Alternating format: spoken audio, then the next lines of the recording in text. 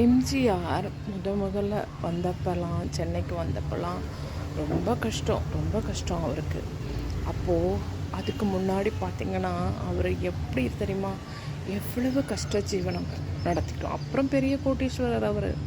ஆனால் முன்னாடி அப்போது அவர் ஒரு நாளுக்கு கூட கஷ்டப்பட்ட நாள் இருக்குது. அவங்க அம்மா சத்யபாமா, அவங்க வீட்டில் இருக்கிறவங்க எல்லாருமே அந்த நாளனா கொடுத்து ஒரு ஆயா புட்டு விற்பாங்க. அந்த ஆயா கிட்ட புட்டு வாங்கி எடுத்துகிட்டு போய் அது எல்லாருமா சாப்பிடுவாங்க பகிர்ந்து.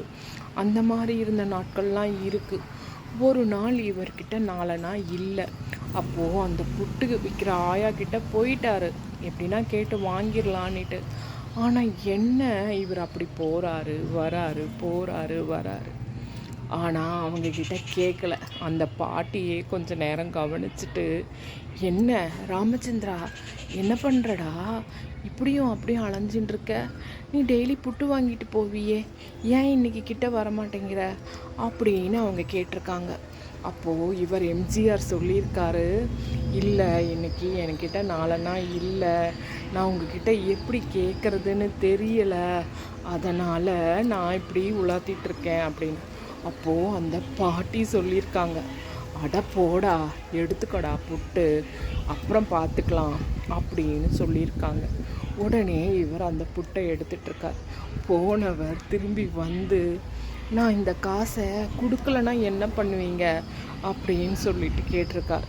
அதுக்கு அந்த ஆயா சொல்லியிருக்காங்க, ஆமாண்டா, பெரிய இதனால நான் அப்படியே நொடிஞ்சு போயிடுவேண்டா, போடா கூறு கெட்டவனே, இந்த நாளனா நீ கொடுத்தியானா என்னோட வரவில் வைப்பேன், இல்லையா என்னோட புண்ணிய கணக்கில் சேரும், போடா, இவ்வளவு தாண்டா வாழ்க்கை அப்படின்னு சொல்லியிருக்காங்க.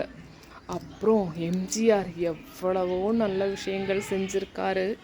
அவர் படுத்த படுக்கையாக இருந்தப்போ அரசியலில் படுத்துக்கிட்டே கூட ஒரு வாட்டி ஜெயிச்சிருக்காரு.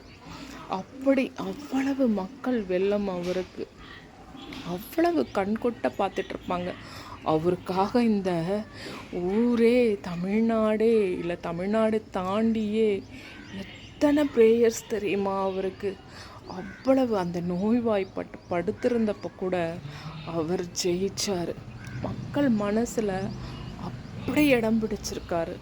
சொந்த வாழ்க்கையில் என்னதான் சில விருப்பங்கள் இருந்தாலும் அந்த பொது வாழ்க்கையில் வந்த பிறகு அதையெல்லாம் தள்ளி அவர் பொது மக்களுக்காகவே வாழ்ந்திருக்கார்.